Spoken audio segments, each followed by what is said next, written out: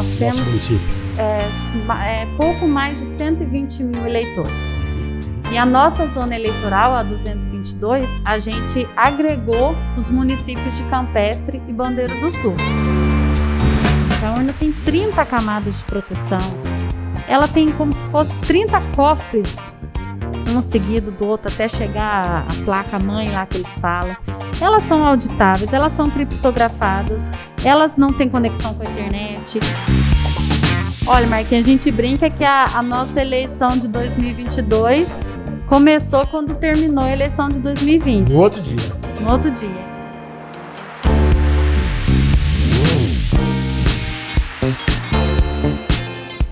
Ok, tudo bem, gente? Boa noite, bom dia, boa tarde, não sei que horas são, que dia é que você está assistindo a mais esse episódio que nós estamos iniciando agora, como toda quinta-feira, né? Nós estamos aí com mais um Café com Manteiga. E hoje nós estamos trazendo aqui a advogada Lívia Estela Martins Zanatelli, é isso? Né? Ela é analista judiciário do Tribunal Regional de Minas Gerais, ela é chefe de cartório eleitoral de um dos aqui em Poços de Caldas, e nós vamos bater um papo hoje, porque na verdade o nosso episódio de hoje é mais uma prestação de serviço, até porque nós estamos aí a poucos dias das eleições, nós temos aí, vamos anotando já, tá? Primeiro turno, dia 2 de outubro, segundo turno, dia 30 de outubro. Então é preciso que todos nós estejamos prontos, né, com tudo na mão, com tudo no bolso, documentação, tudo que nós vamos falar disso tudo aqui, para que nós possamos fazer o nosso voto correto. Nós vamos falar de documentos, nós vamos falar de biometria, né? Quem pode, quem deve, quem não precisa mais votar e por aí vai. Tá? Então nós temos aí, para que a gente saiba, para que todos nós saibamos melhor, né, nós começamos com o deputado federal, estadual, muita gente pensa que vai assim, né? A gente pode até abrir aqui, deputado estadual, né, o federal, aí vem lá o governador, o senador e no final o presidente. Dando só uma passadinha, aliás, já vou aqui dizer um muito obrigado a você por ter vindo aqui, Olivia, nos atender, né, e passar essas informações para todos nós, né? Inclusive para mim, porque muitas vezes a gente pensa que a gente sabe muita coisa e no final a gente acaba fazendo um simples voto, a gente acaba fazendo errado, né? Às vezes por falta de uma pequena informação, não é verdade? Então nós temos aí o governador, que é quem vai representar, né, o deputado estadual, quem vai representar o seu eleitor, né, do seu estado, né? E através de leis e de trabalhos, trazendo recursos para, né, o município ao qual ele recebeu o voto. Depois vem o deputado federal, que faz basicamente a mesma coisa, que, né, a nível nacional, né? Exatamente, propor lei, etc. e tal. O governador, que recebe o voto para governar, para administrar o nosso estado, né? O senador, que é basicamente o papel do deputado federal, com alguma diferença que você vai falar, e por final, né, o presidente, né, que é a autoridade máxima dentro do governo, né? Certo. Então, como é que nós vamos começar isso para a gente explicar melhor para nossos os ouvintes e os que estão assistindo o Café com Manteiga, né? As pessoas têm muita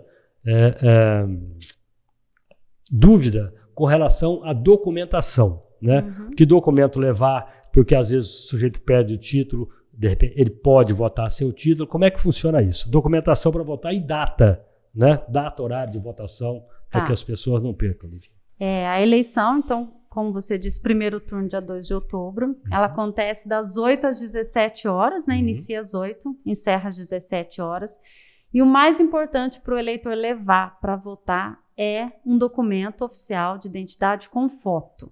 Se ele levar só o título, ele não vota. Ele precisa do título e um documento com foto. Se ele levar só o documento com foto, ele vota. Porque o mais importante para o mesário na hora da eleição é identificar aquele eleitor que ele está se identificando como tal através do documento com foto dele para evitar qualquer tipo de tentativa de um votar no lugar do outro. Então, o documento principal é um documento de identidade com foto. Se a pessoa tiver o título, ela leva também, que facilita ao mesário na hora de localizar aquele eleitor naquele caderno de votação que ele tem que assinar no dia da Então, se no dia da eleição o eleitor esqueceu, perdeu o título, não sabe onde deixou, o que acontece muitas vezes, se ele tiver a identidade, ele vota. Ele consegue votar. Vota. Lembrando, né, Marquinhos, que a novidade assim, das últimas já eleições e o que facilitou muito para o eleitor foi o e-título. O que é o e-título? É um aplicativo? O e-título é a versão digital do título de eleitor. Então, qualquer eleitor pode baixar no seu celular, naquelas lojas de aplicativos do celular, o e-título, que é a versão digital.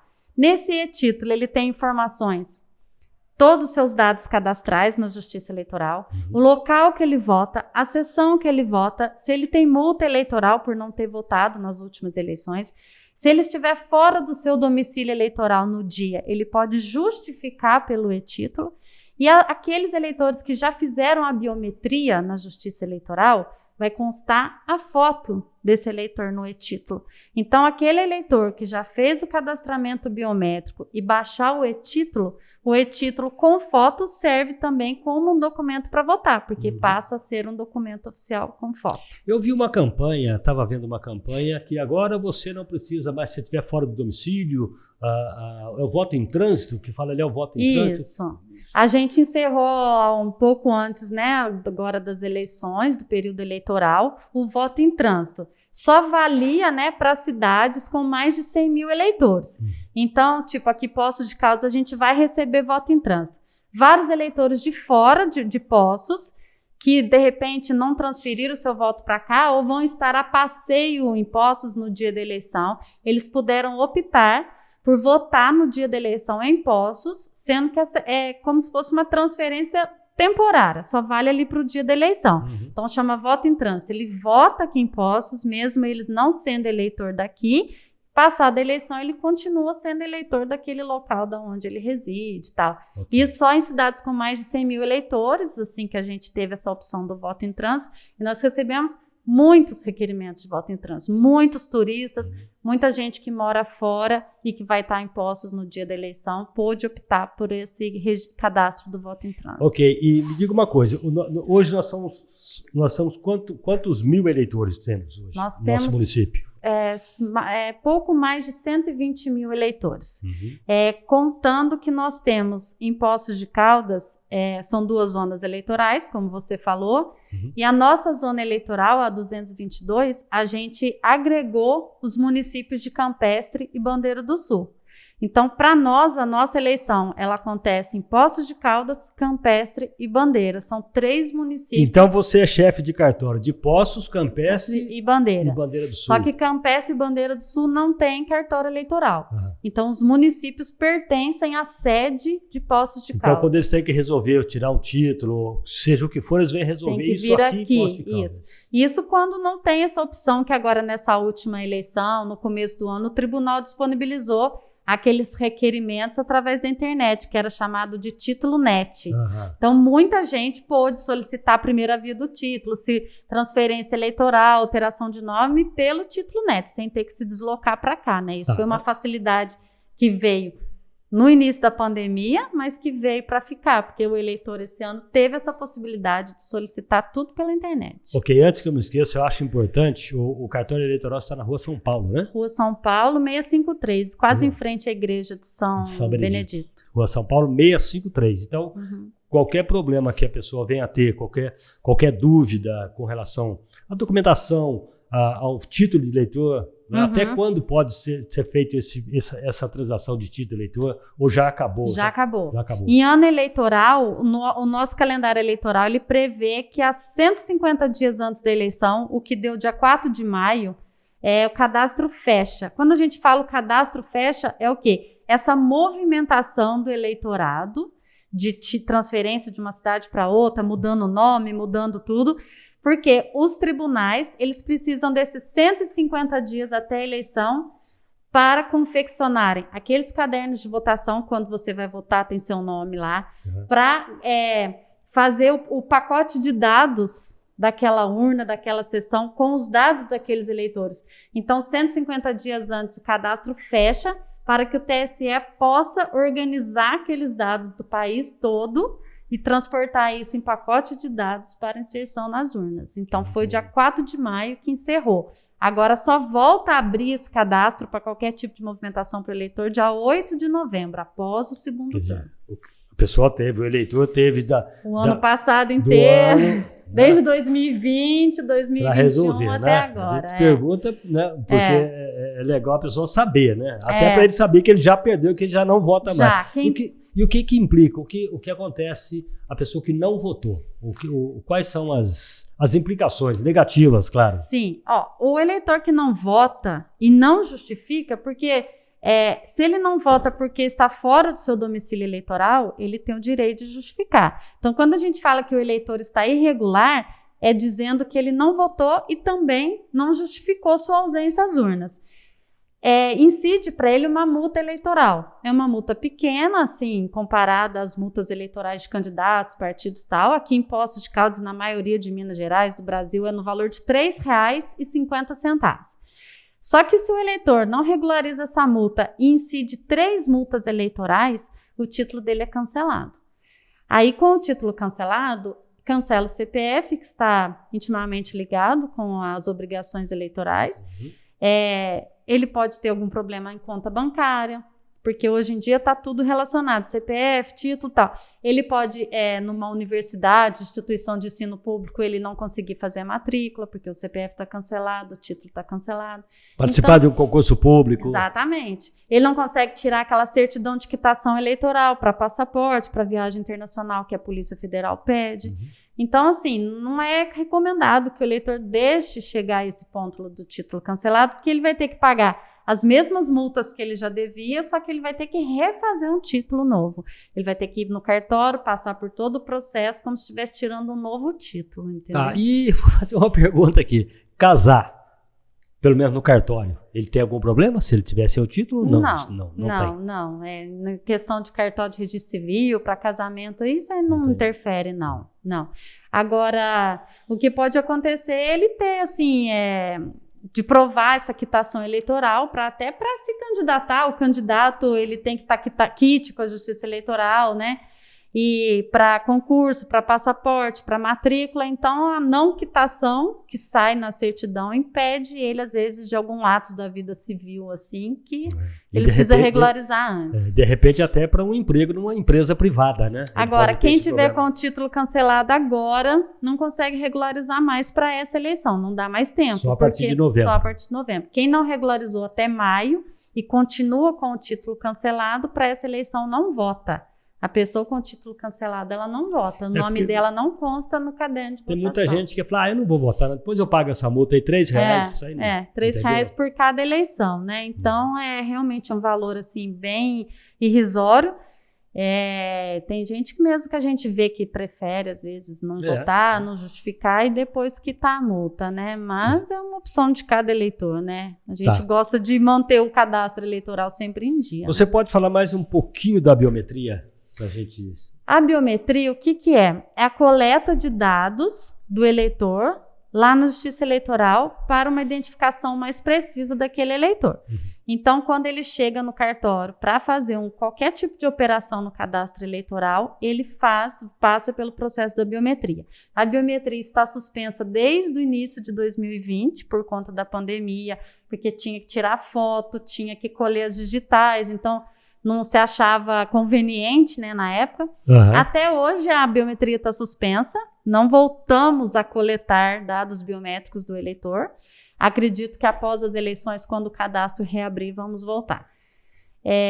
Que é? O eleitor, a gente coleta as 10 impressões digitais dele, né, ficam cadastradas, e a foto do eleitor e a assinatura digital. Ele assina num iPadzinho assim, e esses dados eles servem para identificar o eleitor no dia da eleição. Não só para isso, a Justiça Eleitoral tem convênios com alguns órgãos federais por pacotes de dados de eleitor, tipo Polícia Federal já usou dados de eleitores, porque ali a gente tem as 10 digitais, a foto e a assinatura, né? Uhum. E como que funciona? Fala, eu vou votar com biometria. Na verdade, não é a votação que é com biometria, é a identificação do eleitor que é realizada pela biometria. Então, eu já fiz biometria. Eu chego na sessão eleitoral para votar, o mesário vai me identificar através da minha digital. Okay. Na hora que eu colocar a digital no terminal lá do mesário, vai aparecer o meu nome lá, Lívia Estela Martins Anatelli. Ele me identificou. Então, a biometria, na realidade, ela deixa o procedimento mais ligeiro. Seguro, mais ligeiro, mais seguro, mais confiável, porque eu estou me identificando pela minha biometria. Então, não é nem pela documentação. Então, o sistema ali, aquele terminal que fica na mesa do mesário, ele reconhece a minha digital, apresenta o meu nome e o mesário confirma através, né, comigo. Quem não fez a biometria ainda, aí ele tem que votar com um documento, se identificar com um documento oficial com foto.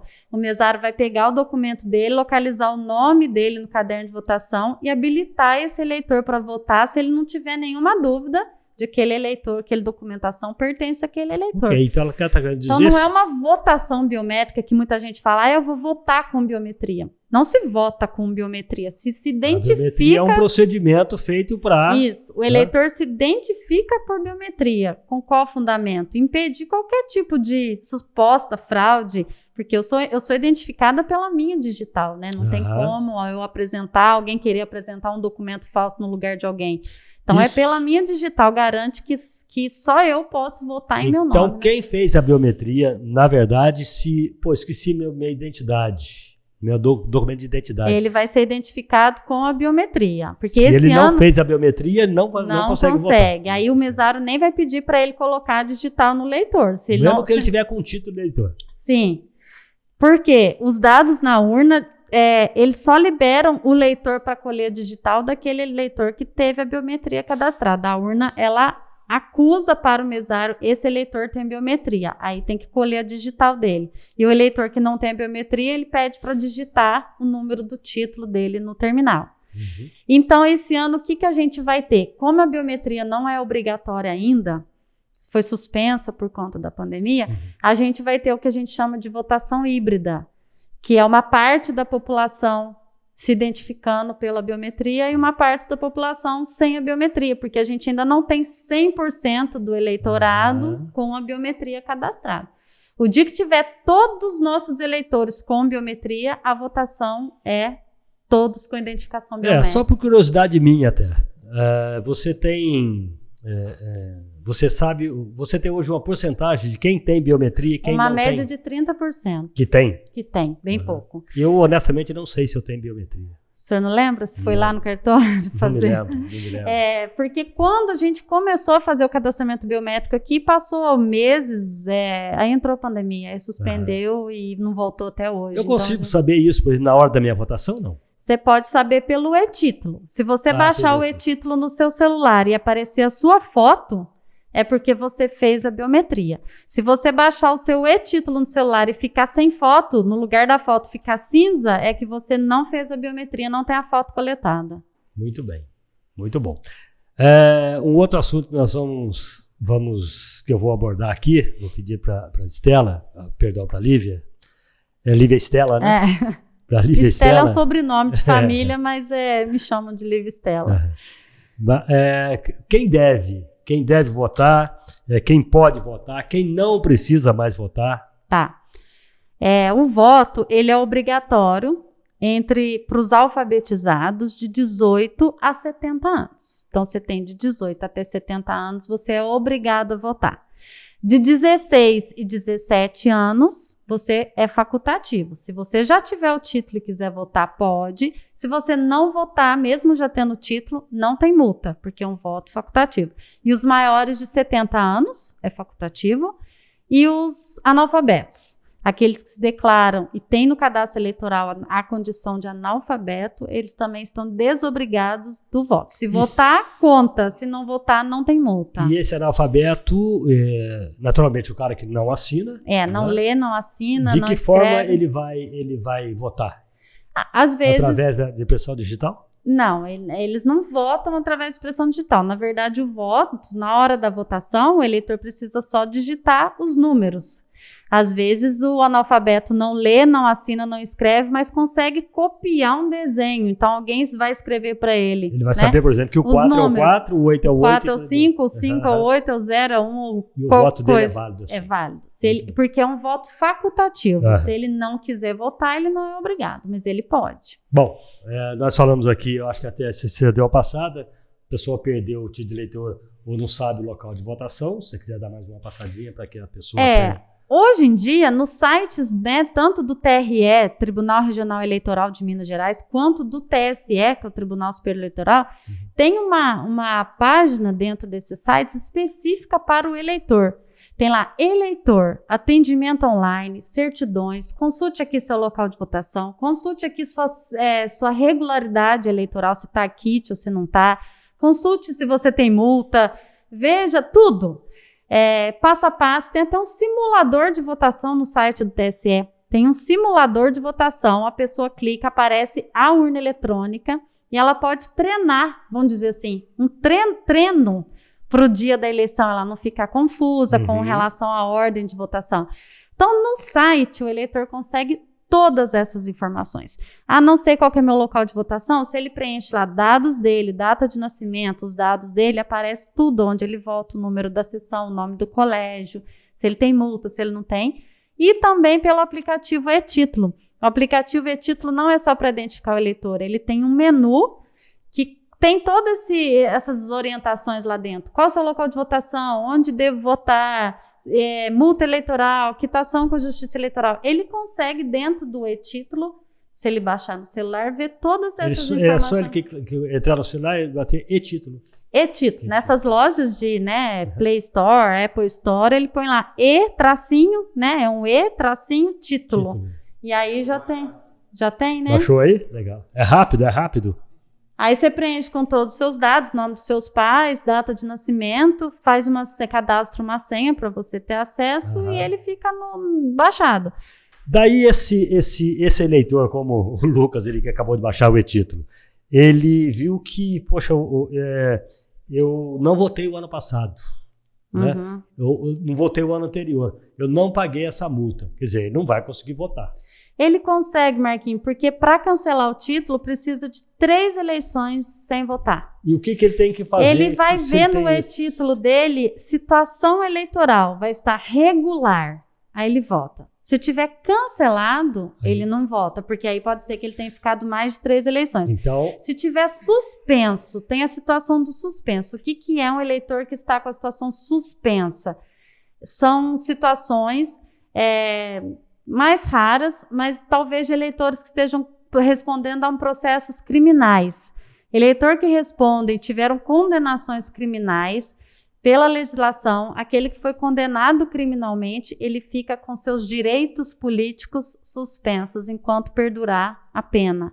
Então, o eleitor às vezes está cumprindo um regime semiaberto, um livramento condicional, uma transação penal, e ele fica com os direitos políticos suspensos, não vota. Só vota eleitor que estiver escrito lá na sua situação eleitoral. Regular.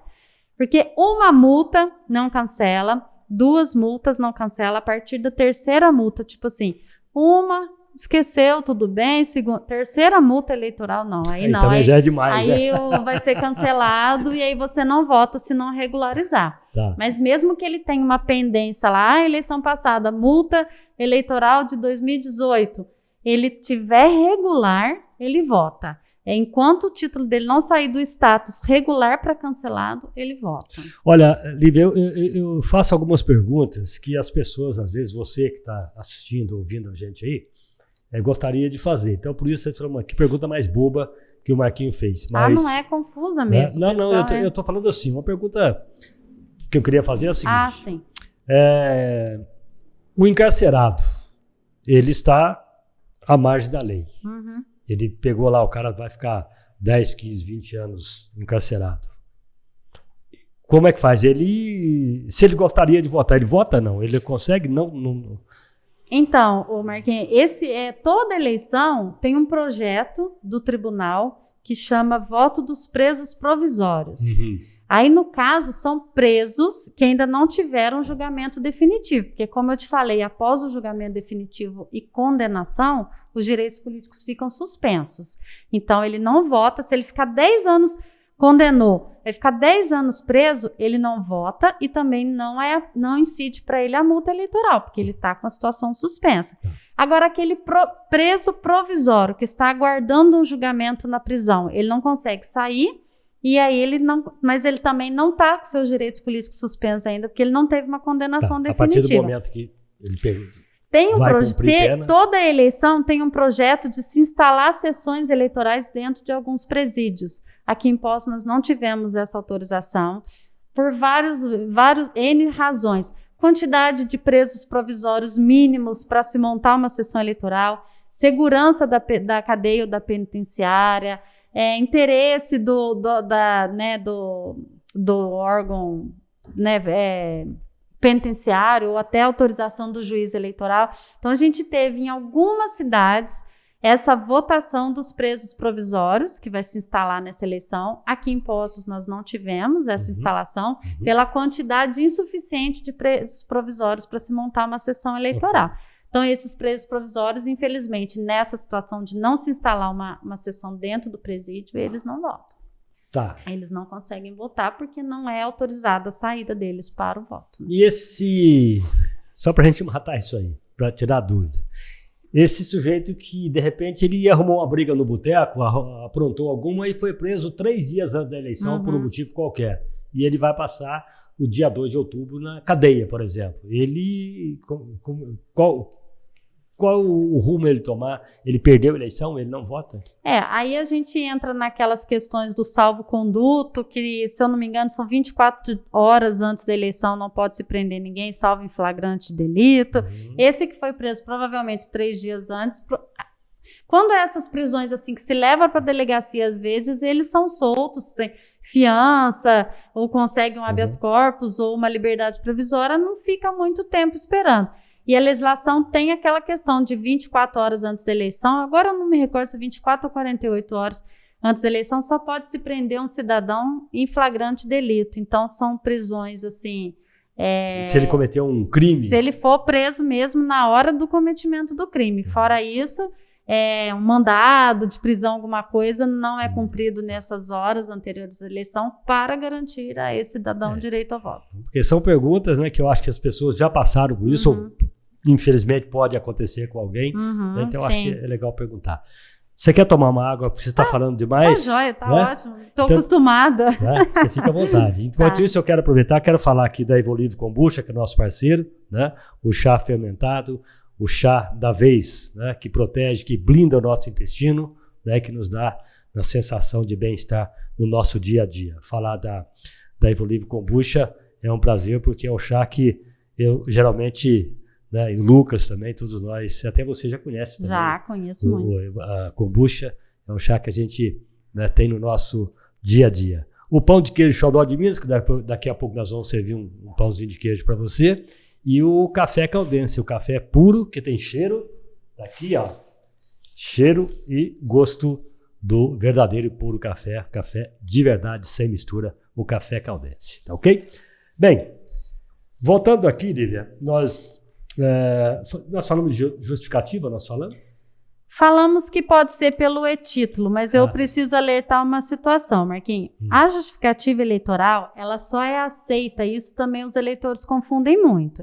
Ela só é aceita se o eleitor estiver fora da cidade aonde ele vota. E a justificativa eleitoral deve ser feita no dia da eleição.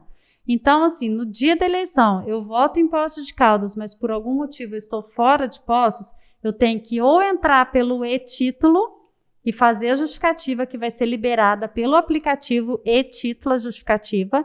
Como que o TSE vai saber que eu estou fora da cidade? Pela localização do celular.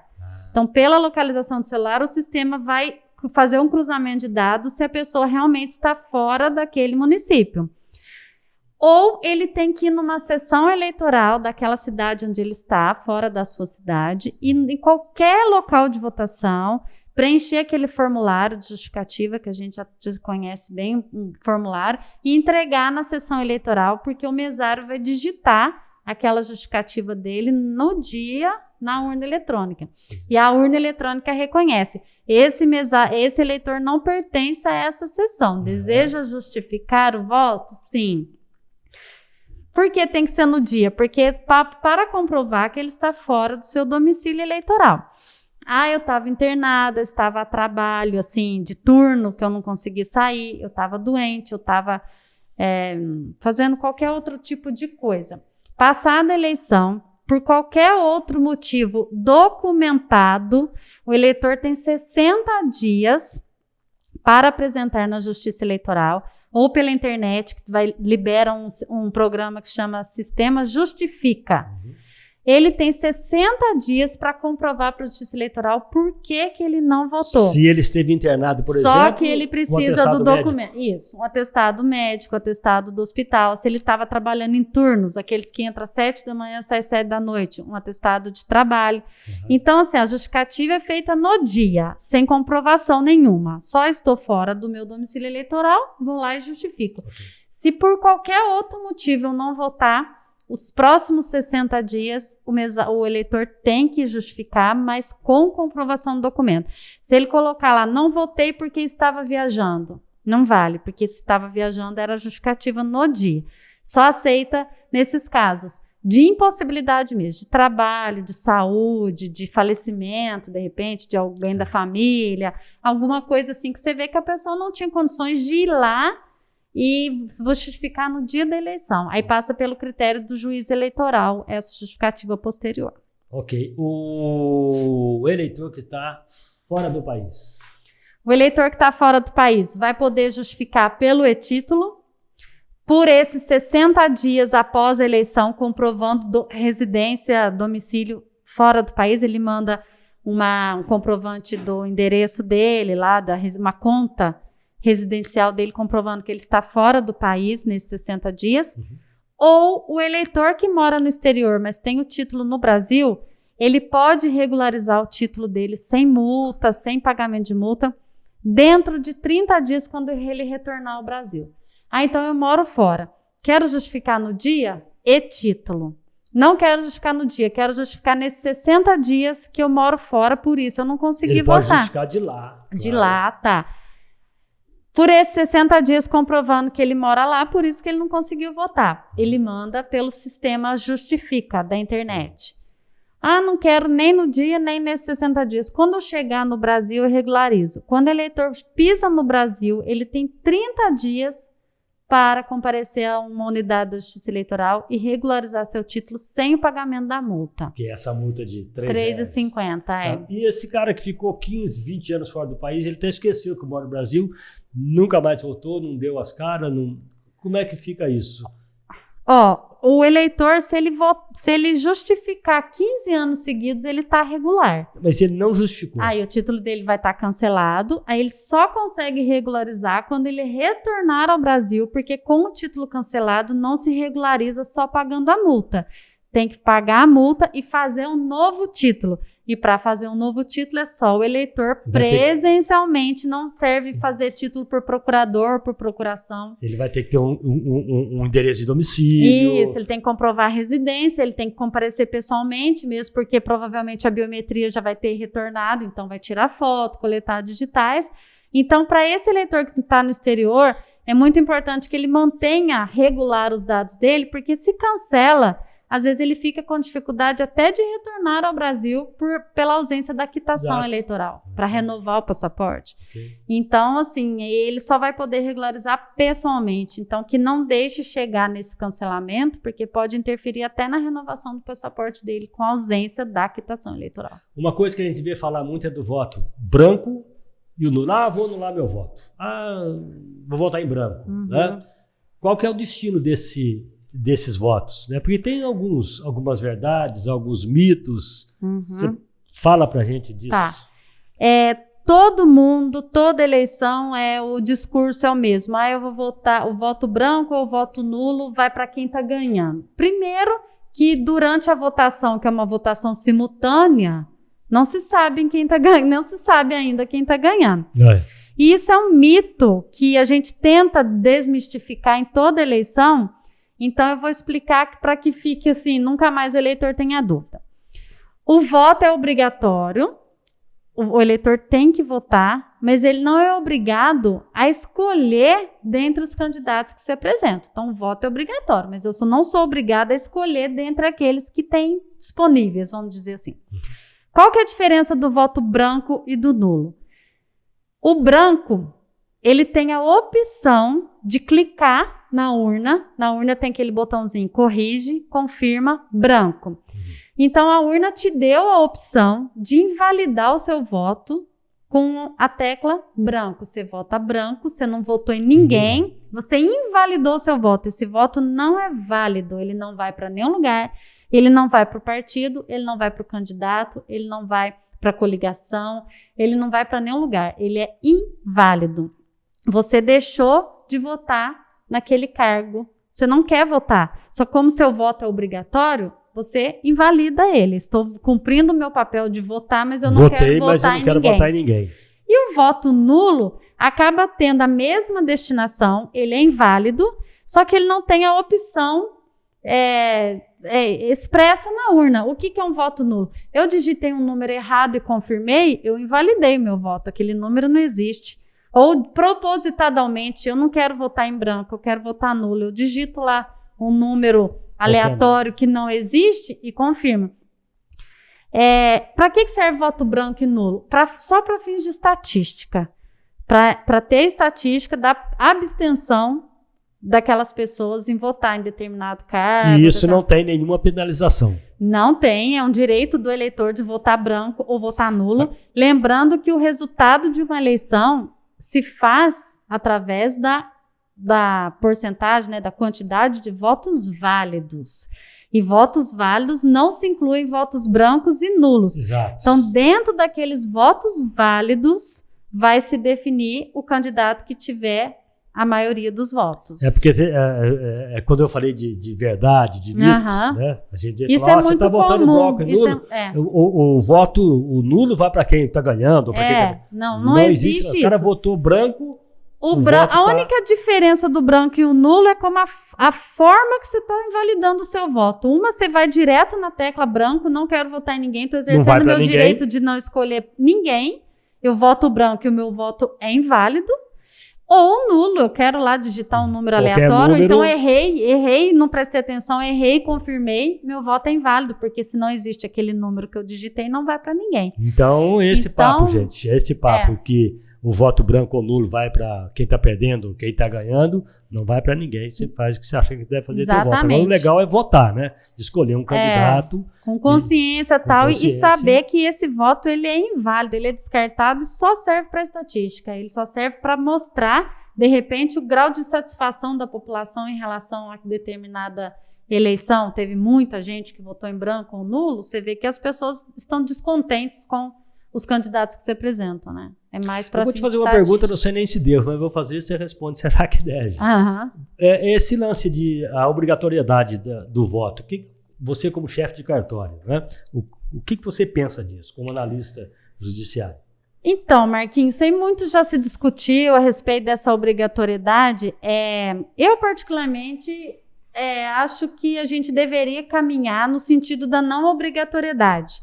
Acontece que há, né, muitos estudos, os doutrinadores eleitorais falam que o Brasil não está preparado para essa cultura ainda, de desobrigar, de votar só aquele que tem uma consciência eleitoral, de realmente saber o que está fazendo, elegendo os seus candidatos com conhecimento daquela pessoa, ou, né, com aquela consciência de que esse é o melhor candidato. Você vê que muitas pessoas votam por influência de outras pessoas, muitas pessoas votam sem conhecer, muitas pessoas votam às vezes porque é famoso, porque o número é mais fácil. Vota naquele para não perder o voto, a musiquinha tá ganhando. É mais bonita, vou votar nesse porque senão eu vou perder. Isso é outra coisa também muito estranha que a gente encontra dentro da justiça eleitoral. Eu vou votar nele mesmo porque ele tá ganhando, eu vou desperdiçar meu voto.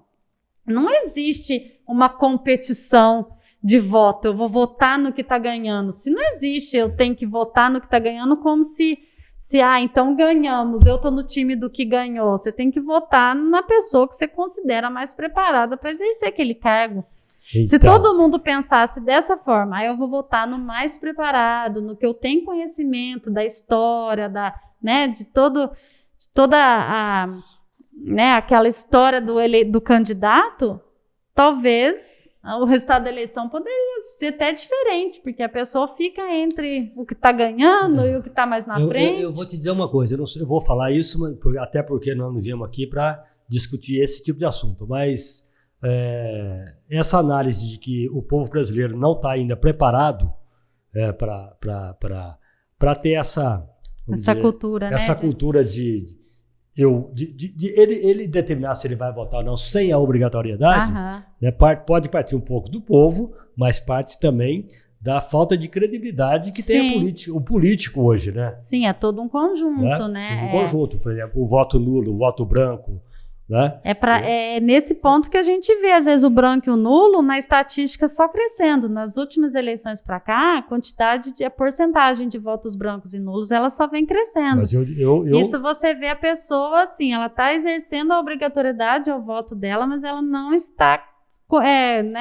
Isso é insatisfação. Exatamente. Né, na verdade. Ela não está, assim, apoiando ali nenhum candidato dela. Não queria votar. Ela vota porque ela é obrigada. Exatamente. Então, assim, não sei se a gente teria isso a longo ou curto prazo, essa desobrigação de votar, mas os doutrinadores eleitorais, eles falam que a gente ainda não tem uma cultura suficiente para deixar a critério da população essa escolha, assim, dos representantes, né? Bom, e a hipótese de segundo turno? Como é que você vê isso? O segundo turno vamos dizer assim, quase que certo, porque para não haver segundo turno, né, tanto o governador quanto o presidente, que são os chefes do executivo que estão em disputa, teriam que ter a maioria dos votos, 50% mais um dos votos válidos, sem contar brancos e nulos. Não me lembro, faz 16 anos que eu estou na Justiça Eleitoral, não me lembro de nenhuma eleição que não tenha tido segundo turno, que é difícil um candidato obter a maioria absoluta, que é mais de 50% já no primeiro turno, né? Então a gente já monta uma eleição. Ainda mais de uma eleição desse tamanho, né? Então a gente já monta uma eleição, já prepara uma eleição, já quase com a possibilidade certeira de haver o segundo turno dali uns dias. A gente já deixa o material preparado, todos os mesários convocados, tudo para os 2 turnos já, porque a probabilidade é quase máxima, né, de haver segundo turno. 100%. Aí para o segundo turno vão só os 2 candidatos mais votados, né? Não fica entre todos os que se apresentam agora. Muito bem. Bom, então nós vamos repetir aqui a eleição no próximo dia 2 de outubro, segundo turno para 30 de outubro, né? Mas para você essa eleição não está começando agora, né? Quando é que começou? A eleição para a gente está terminando agora, está quase terminando. Então só falta o voto, né? Só falta a votação. Como é que é esse bastidor? Como é que é isso? Vamos partir para a gente saber, porque as pessoas às vezes chegam lá para votar, tá tudo pronto, né? O cara chega, vota tudo bonitinho, os mesários, né? Isso. E tal, né? Mas como é que foi isso, né? Como é que foi isso lá atrás? Olha, Marquinhos, a gente brinca que a nossa eleição de 2022 começou quando terminou a eleição de 2020. No outro dia. No outro dia, e é verdade. Porque, assim, passado uma eleição, finalizado, né, a eleição 2020, que foi uma eleição municipal, a gente encerra no próximo ao Natal, lá com a diplomação dos eleitos, né, e a posse deles no dia 1º de janeiro. Passada essa eleição, a gente já começa a organizar para a próxima eleição. Em que sentido? A gente vai lançando todas as justificativas, conferindo todas as justificativas eleitorais, organizando o quadro de eleitores, abrindo o cadastro novamente para esse eleitor votar na próxima eleição. A gente atualiza o quadro de mesários voluntários, porque os mesários que trabalharam na eleição 2020, eles preenchem um formulário se querem continuar sendo voluntários da Justiça Eleitoral. Então, desculpe te cortar, mas eu estava vendo ontem no jornal que esse ano eu estava achando que não, o povo não tem mais, o cara não quer mais lá servir, trabalhar um dia, eu vou lá trabalhar de graça, e aumentou o número de mesários em todo o país. Aumentou. Aqui em Poços de Caldas, né, Quando eu falo pós de Caldas, engloba pós-campestre Bandeira do Sul. Nós trabalhamos com 100% dos mesários voluntários, que são mesários que se cadastram pela internet como voluntário, mesários de eleições passadas que preencheram esse formulário falando que na próxima eleição queria continuar trabalhando, cadastram-se pelo telefone, cadastram-se pelo nosso WhatsApp. Então, e quando eu falo assim, mesários voluntários, é nesse sentido. A nossa política, e acredito que quase de todos os cartórios eleitorais, é não obrigar aquela pessoa a trabalhar, porque a gente sabe que o trabalho não vai ser bem feito, a pessoa vai ficar insatisfeita, é um dia inteiro de trabalho, é cansativo. Então, quando a pessoa é convocada, mas por algum motivo de viagem ou de trabalho pessoal, a pessoa fala, esse ano eu não consigo participar, a gente dispensa esse mesário. Ou simplesmente você chega e fala, olha, esse ano eu não queria participar. A gente faz por isso que eu falo que a gente começa um ano, né? A gente começa 1 ano e meio antes. Porque quando a gente atualiza o quadro de mesários, a gente já entra em contato com esses mesários por telefone, por mensagem, por e-mail. Isso quanto tempo antes? Acabou a eleição 2020, a gente já começa a atualizar o quadro de mesários. E aí a gente já entra em contato com esses mesários para a próxima eleição. E esse mesário, ele já se manifesta pelo sim ou pelo não. Eu quero participar sim, pode deixar anotado. Então, quando chega agora, maio, junho, que foi o período de convocação dos mesários, a gente praticamente tem um quadro montado de mesários. É claro que surgem muitos imprevistos, muitos mesários que a gente conversou em 2021, mas que agora já não podem mais, por algum motivo de saúde, de trabalho, mudou de cidade. Só que aí a gente vai naquele quadro de voluntários que se cadastram pela internet, e quando o quadro enxuga e os mesários enxugam, os outros próprios mesários às vezes nos ajudam. A gente publica nos nossos grupos de mesários, estamos precisando de mesários voluntários. A gente faz convênio com as faculdades para que as horas de trabalho do mesário possam contar como grade extracurricular para os estudantes universitários. Então, quando ele funcionar de uma empresa também. Isso. E lembrando que, assim, o mesário, além de contribuir muito, né, para o dia da eleição, para o trabalho da Justiça Eleitoral, ele recebe, para cada dia de convocação, um atestado da Justiça Eleitoral dando direito a 2 dias de folga. Então, os nossos mesários esse ano, eles vão participar de um treinamento para trabalhar na eleição. Então, eles são convocados para esse treinamento. Aí eles vão ganhar uma declaração concedendo a ele 2 dias de folga. A empresa é obrigada a dar isso. É obrigada a dar.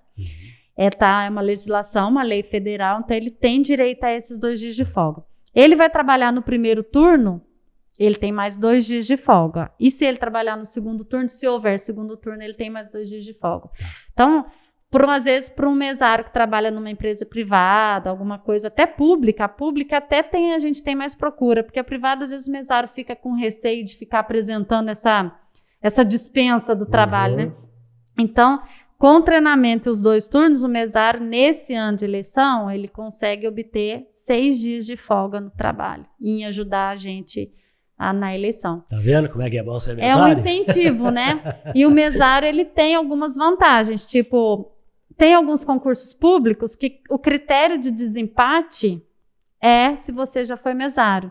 Então, se você finaliza com uma pontuação igual ao do seu concorrente, seu oponente, se você já foi mesário. E se isso estiver previsto no edital, né? Está previsto no edital que um dos critérios de desempate é a apresentação da certificado de mesário, então ele pode se beneficiar, né? Legal. Então, assim, são leis federais que tentam incentivar esse trabalho do mesário, que não é remunerado. Então, qual que é a forma de contraprestação desse serviço do mesário? É concedendo a essas folgas. Você tem ideia de quantos mesários nós temos aqui em Poços hoje? Em Poços, nós temos uma média de 1.500 mesários. 1.500, só em Poços? Só em Poços. Bandeira do Sul, Campestre? Lá a gente deve ter, 30, tá uns 120 em Campestre, e em Bandeira a gente deve ter uns 80. E aqui 1.500. 1.500. Porque para cada sessão eleitoral a gente tem 4 mesários, né? Então a gente tem... Toda sessão eleitoral tem o mesmo número? Mesários, do mesmo número. Todos mesários. O presidente da sessão eleitoral, que é a autoridade máxima da sessão, o primeiro mesário que auxilia o presidente, o segundo mesário que auxilia o presidente e o secretário que auxilia o eleitor na entrada, na orientação, fica na porta da sessão Primeiro eleitoral. mesário, segundo mesário. Isso quer dizer que se eu sou mesário e eu não compareci por um motivo ou outro, tem um substituto? Não, os 4 são obrigados a comparecer. Se você foi convocado e você não solicitou uma dispensa por motivo justificado, ali o juiz não te dispensou, mas... Tá bom, eu estava indo para lá, caí da moto. Sim, aí você não comparece, aí a gente avalia no dia da eleição se aquela sessão consegue funcionar com 3 mesários. Se for uma sessão mais tranquila, que não dá muito tumulto, a gente deixa com 3. Se passar para 2 mesários, por exemplo, já fica mais crítico, porque o mesário tem que almoçar, tem que ir no banheiro e um não pode ficar sozinho. Aí a gente convoca mesários reservas que a gente tem de emergência para assumir a sessão no dia da eleição. Então esse cara já sabe que ele tem que ficar atento de emergência.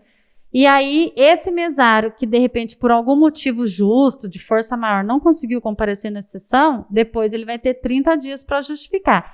O mesário que simplesmente não acordou, não quero ir, fui convocado, mas não vou, aí ele tem uma multa eleitoral que não é tão irrisória igual a multa do eleitor. Aí ele pode pagar uma multa de, no mínimo, R$35, multiplicada até 10 vezes, dependendo da condição. Ou seja, R$3.500. Até 350, né?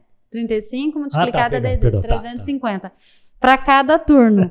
Fiz conta errada. Então, mas aí o mesário, além disso, ele fica com essa multa eleitoral, se ele não justificar, né, a ausência no dia, e podendo até a multa ser aumentada se a ausência dele impediu ou dificultou o funcionamento da sessão eleitoral. Existe a possibilidade também de você remanejar, né? Pra ter uma sessão lá tal que você pode trazer Sim, a gente teve muitos casos desse na pandemia, porque em 2020 nós tivemos uma queda no nosso quadro de mesários, porque muitas pessoas estavam com muito medo de trabalhar, né? Nós estávamos no auge da pandemia, 2020, né? Muita gente ainda não tinha se vacinado. Então, o que a gente percebia? Que teve mesários que, mesmo sendo convocados, que preferiram pagar a multa, não compareceram. Então, naquela sessão que, de repente, era para ter 4, tinha 2, a gente pegou um da sessão do lado. Então, em vez de ficar 2 nessa e 4 na lateral, a gente jogava um para cá, ficava 3 e 3, para garantir o funcionamento melhor da sessão eleitoral. Mas não costuma acontecer. Na última eleição, acho que em 2018, né, antes da pandemia, a gente teve 3 situações, acho que só de mesários, que realmente assim não puderam comparecer e justificaram depois. Um caso desse que realmente caiu de moto no dia, no dia anterior. A outra que faleceu um parente, tinha que viajar. Então, assim, são casos muito particulares e, nesse caso, a ausência, assim, é justificada. Porque né? muita gente fala, olha, você não entra nessa porque depois você não consegue sair, nunca mais você consegue isso sair. Era antigamente mesmo, mas agora, assim, não. Se a pessoa não tem nenhuma justificativa, mas quando a gente faz essa atualização do cadastro de mesários, a gente liga para o mesário, você quer continuar trabalhando com a gente nas próximas eleições? Ele coloca não... A gente tira, a gente não obriga a pessoa a continuar. A gente pode até tentar convencer esse eleitor. Legal, fica só sabe? Mais uma, por favor, só mais uma. Mas falar que eu não quero e a gente convocar ele na próxima eleição, a gente não faz. Mas eu tô, pelo menos na sessão que eu voto, eu já tive outras sessões, né, votando. Antes eu votava aqui perto de casa, no Maria José, porque eu moro no Rio Grande do Sul. Hoje eu voto lá no Poliedro. Certo. Né, lá perto da Urca. Aham. E não sei até por que mudou para lá, porque estava mais perto. E tudo bem, não tem o menor problema. Mas todas as vezes que eu cheguei para votar, todas as vezes eu peguei os mesários, sabe, com o sorriso até aqui, sabe? Assim, todo mundo trabalhando contente. Então, essa a intenção, assim, do mesário voluntário. Ele quer, talvez porque ele goste, talvez porque ele só está interessado nos dias de folga, talvez ele quer fazer uma experiência nova, ele quer ter um currículo. E já ali ele encontra um monte de gente que conhece. Exatamente. Tem alguns mesários que ligam pra gente um ano antes da eleição e falam, você me coloca naquela sessão, mas com aqueles outros 3, que a nossa turma foi ótima e eu tô com saudade, eu quero encontrar com eles. Legal. Então eles fazem turma. Já teve noivados, casamentos de mesários que trabalharam várias eleições juntas e dali se transformou num casamento. A gente tem mesários que é marido e mulher que pede para trabalhar. Você manda eles ser mesário em qualquer local de votação da cidade que eles topam. Então, a gente tem realmente um quadro de mesários assim, antigos, que gostam de trabalhar. Eu não sei se você está lembrado, o ano passado, em 2021, a gente teve eleições suplementares em Campestre. Eleições fora de época, que foi em junho. Porque houve aquela cassação do candidato a prefeito e tal, a gente teve que fazer uma eleição extemporânea. A gente não estava conseguindo mesários suficientes para trabalhar lá na eleição de Campestre, que era totalmente atípica, fora de época, em junho, super rápida, porque houve a decisão do TSE e tal.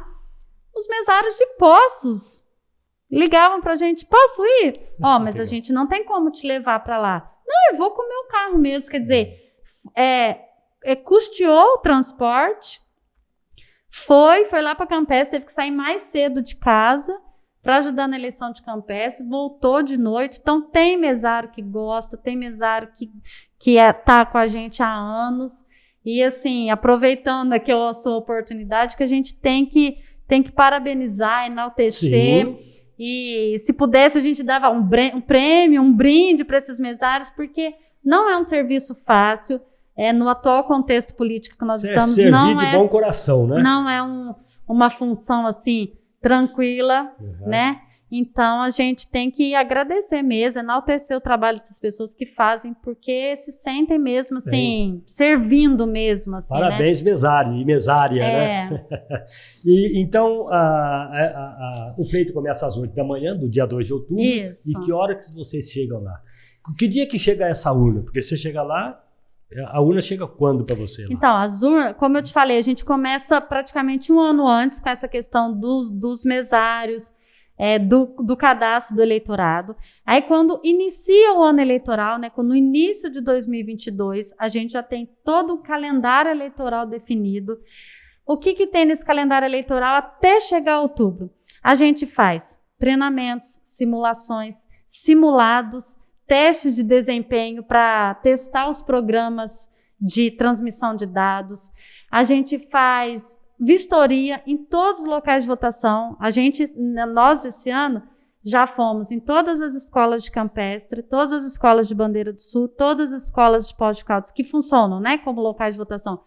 Vistoriar as salas, se está com energia elétrica adequada, se tem tomadas para urna eletrônica, se as carteiras são adequadas para os mesários, se tem acessibilidade para o eleitor do lado de fora, do lado de dentro, se tem banheiro acessível. Então, o ano eleitoral para a gente em janeiro, a gente começa com um cronograma de atividades que vai desde a vistoria das escolas até a preparação daquele material que vai para o mesário lá, aquele caderno de votação, cartaz, caneta, manual do mesário, crachá. Então, a gente tem que montar isso para as nossas 509 sessões que temos aqui em Poços de Caldas, Campestre e Bandeira. São 509 urnas de sessão eleitoral, mais algumas de reserva. E no dia da eleição, a votação inicia às 8 para o eleitor. Para nós, o nosso trabalho no domingo, já estando isso tudo preparado, no domingo, para nós o trabalho começa às 3 da manhã.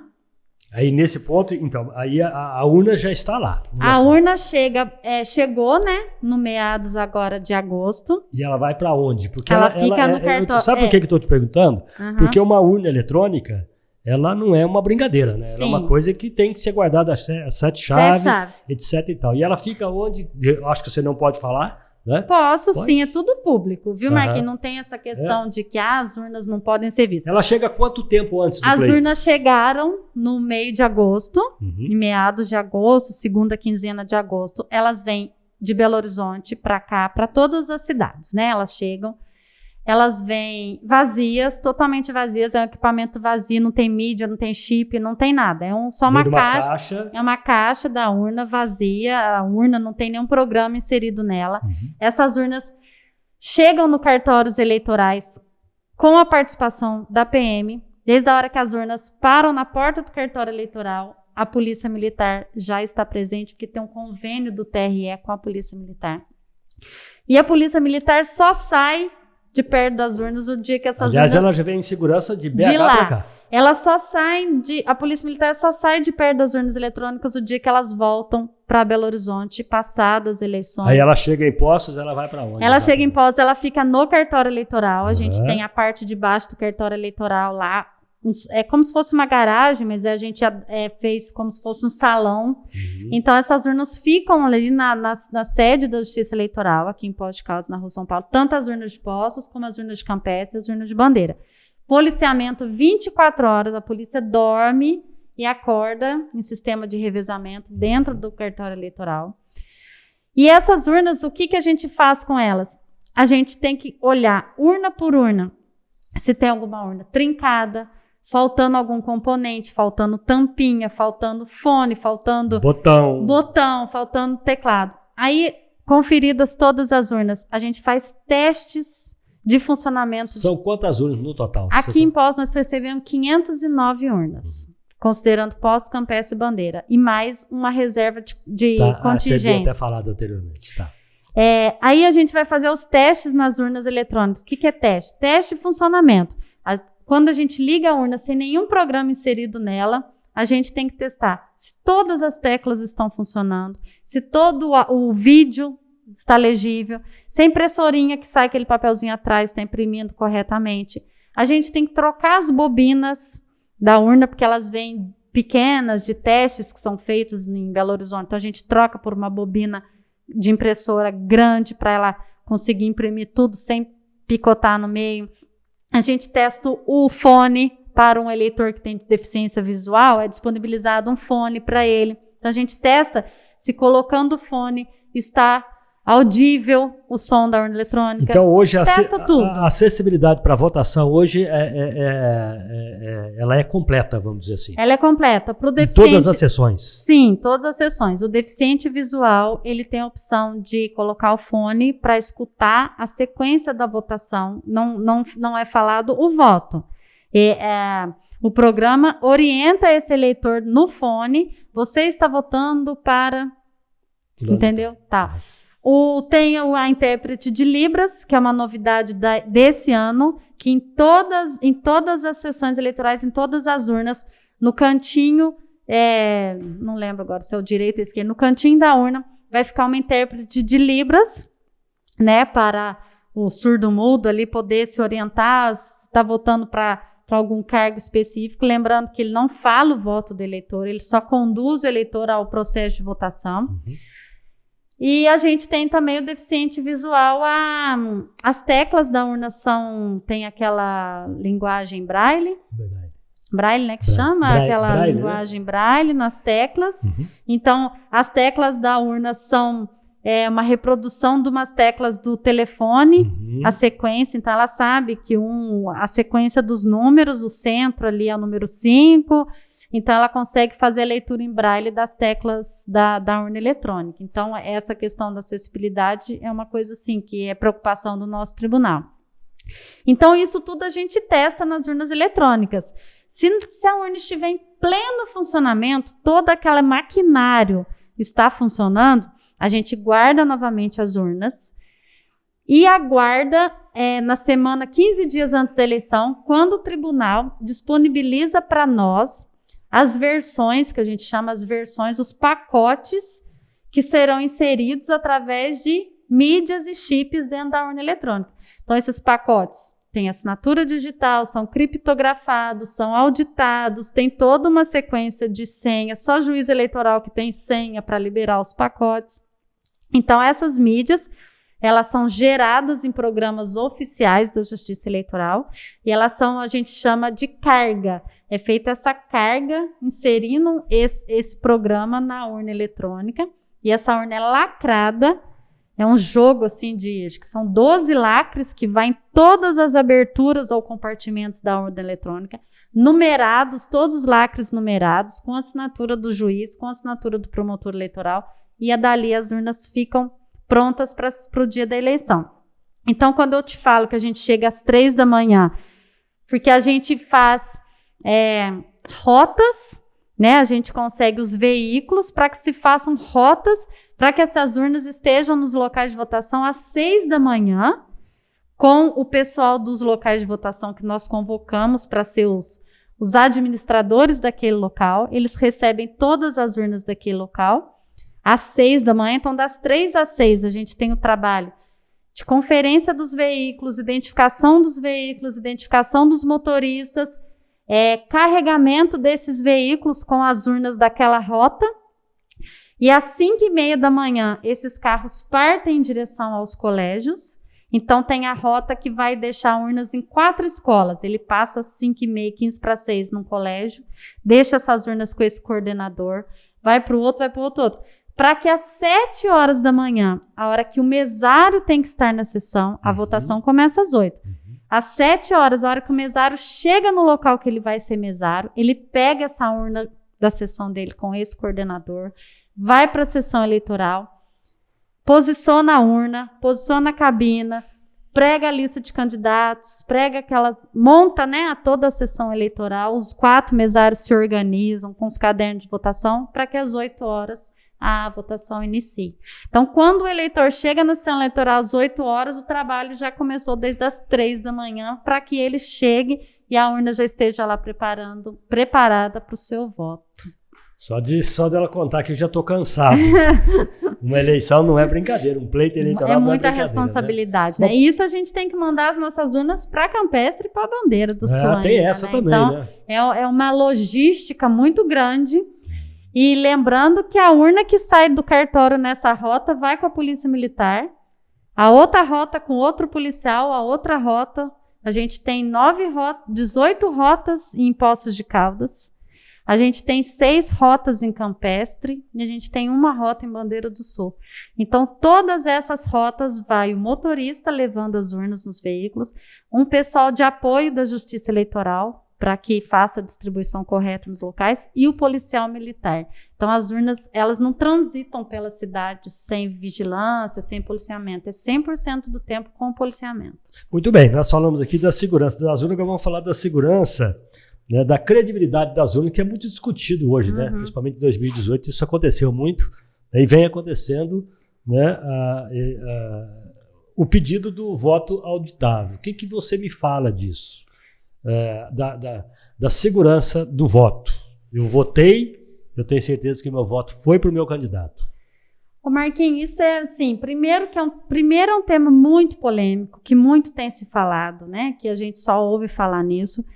E segundo, que eu posso ser um pouco parcial no que eu vou falar, porque eu trabalho na Justiça Eleitoral há 16 anos e eu visto a camisa da Justiça Eleitoral e eu defendo a urna eletrônica e a gente que conhece o processo da urna eletrônica, a gente defende mesmo e a gente não se deixa abater por esse tipo Eu acho que até você pode, que você não é partidário, nós estamos falando de partido político, nós estamos falando de um equipamento, exatamente. Na verdade, né? Então, quando eu falo que eu defendo a urna eletrônica, é porque nós conhecemos todo o processo da urna eletrônica, desde um ano antes, quando lá em Belo Horizonte, em Brasília, em todos os estados, são feitos testes de segurança pública, são feitas auditorias públicas com representantes dos partidos, são feitos vários eventos públicos para que todos os interessados, quando eu digo todos os interessados, população em geral, partidos, candidatos, Ministério Público, representantes da OAB, das federações, e possam participar,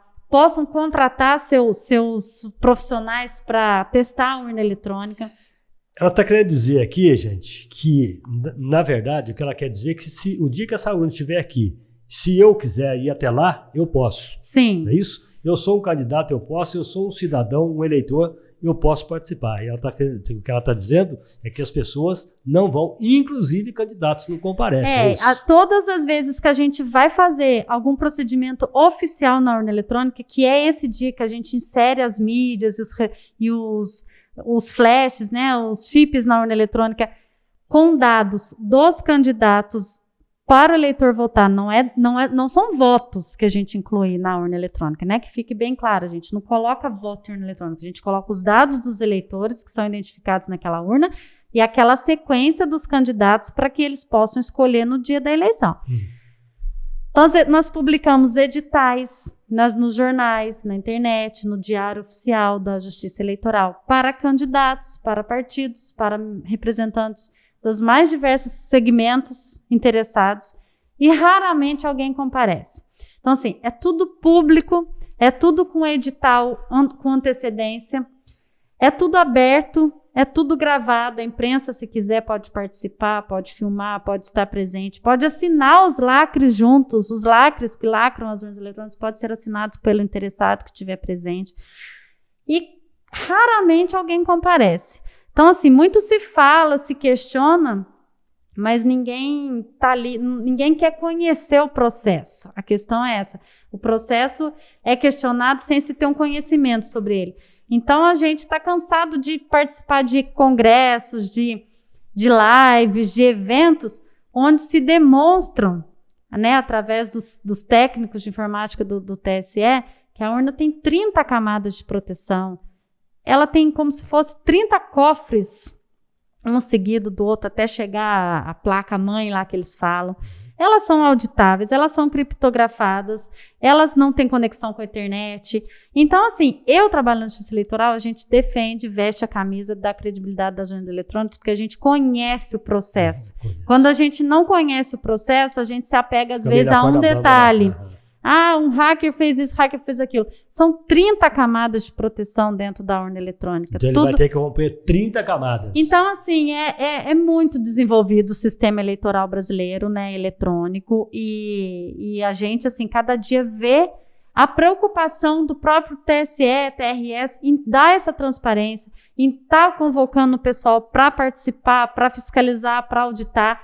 A gente faz auditorias nas urnas eletrônicas com uma semana de antecedência. A gente convoca toda a população, o pessoal, os candidatos, para participarem, para verificar todo o sistema da urna eletrônica, para testar, para simular, para fazer o que quiser na urna eletrônica. Então, assim, é um tema polêmico, né? Se a gente for entrar nesse tema aqui, nós vamos ficar 3, 4 dias aqui falando de cada camada da urna eletrônica, mas a gente veste a camisa mesmo, a gente enfrenta muito esses desafios de estar defendendo a urna eletrônica, porque a gente conhece o processo, né? Então, a gente conhece o processo, a lisura, a competência dos colegas dos cartórios eleitorais. Então, uma coisa... Você tem conhecimento de eleitor que chegou lá e, na hora de votar, e ele indagou, ele perguntou se o voto dele ia mesmo? Deve acontecer isso. Então, a gente teve na eleição de 2020, né, 2018 principalmente, muito se questionou que aparecia a foto de um, aparecia de outro. Muita coisa se confunde. O eleitorado, assim, tem uma parte do eleitorado, assim, que tem uma dificuldade muito grande de votar. Igual eu estava te explicando antes de iniciar. Às vezes ele vota para um deputado estadual de outro estado. Ele coloca um número de candidato a deputado estadual que é de São Paulo. O número sai do outro. E aí aparece a foto que às vezes coincide o número do deputado estadual, um de São Paulo, às vezes tem o mesmo número, da mesma legenda nossa. E ele coloca o número de um deputado estadual de São Paulo, achando que pode votar no deputado estadual daquele estado. E nas nossas urnas eletrônicas em Minas Gerais, são candidatos acaba sendo nulo, Minas Gerais, nulo.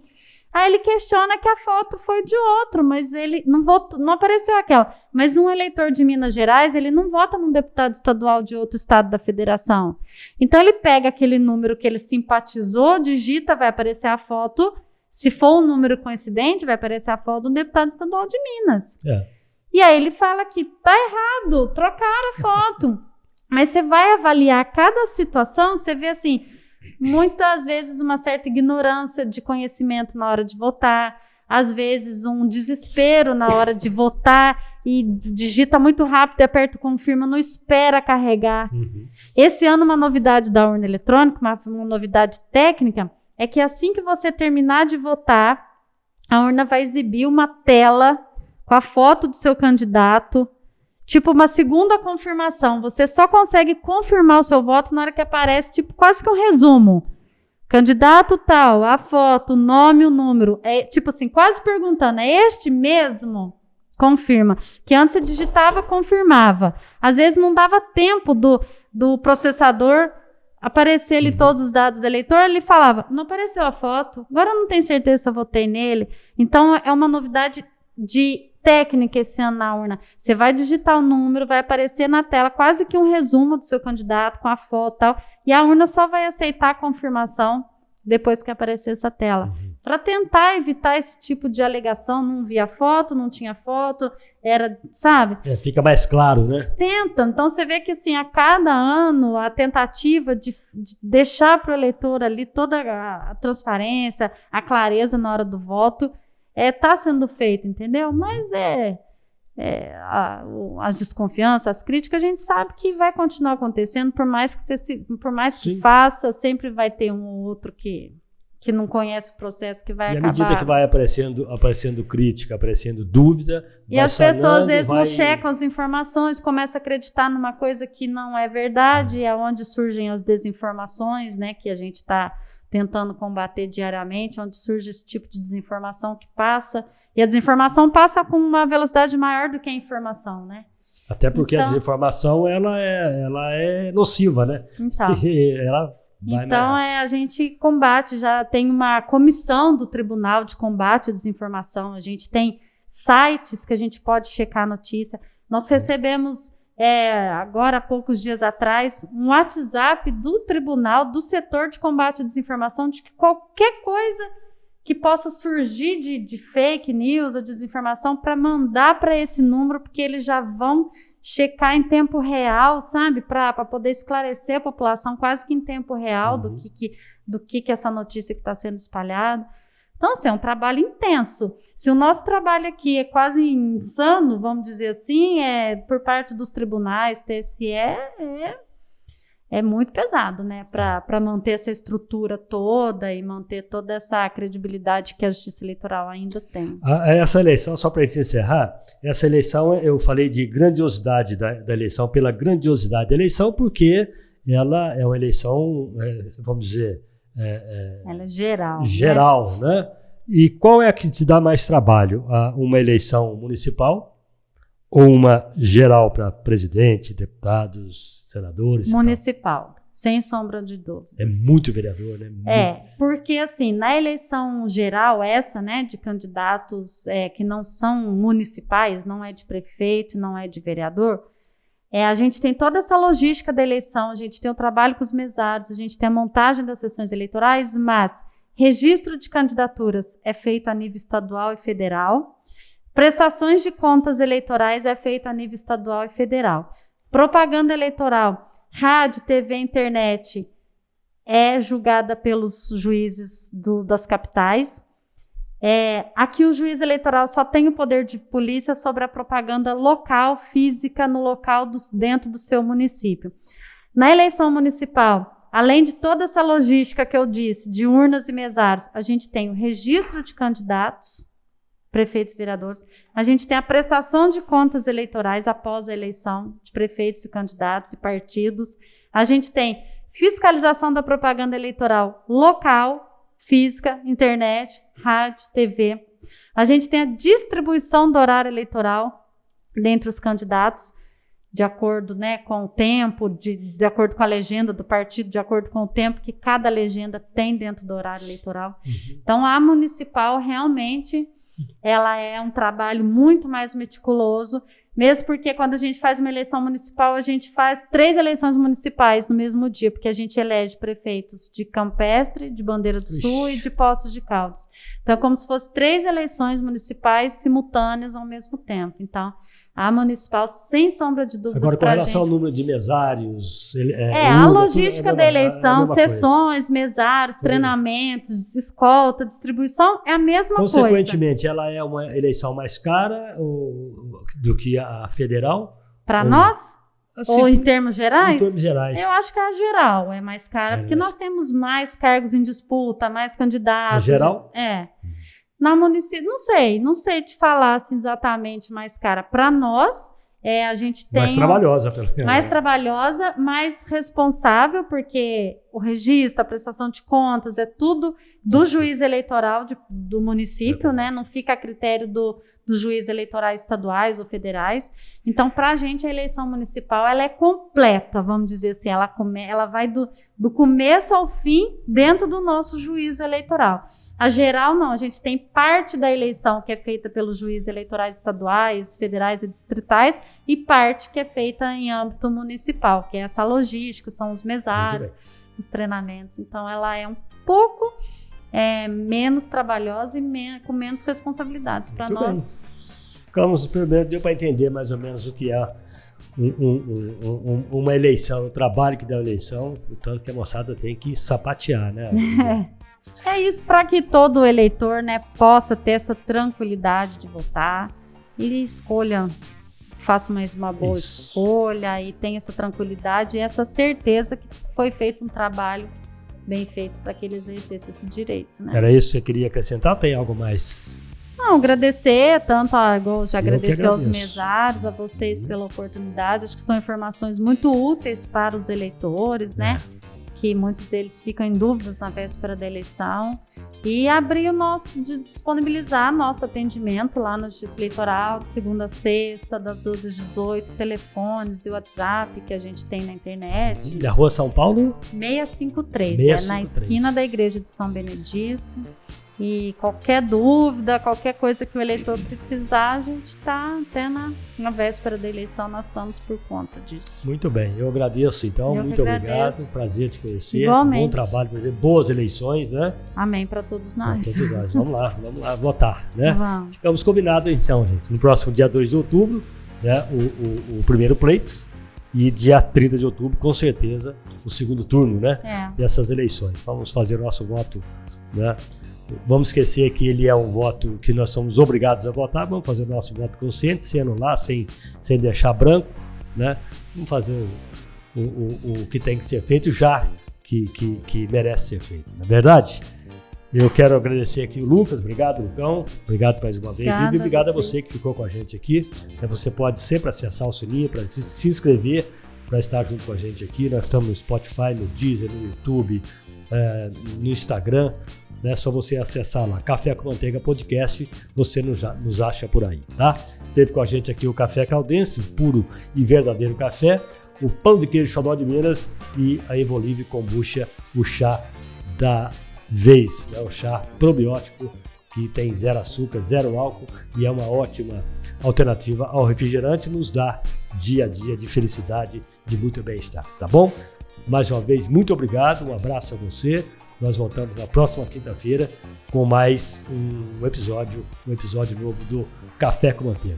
Fica em paz, vai na fé e até a próxima quinta. Até lá.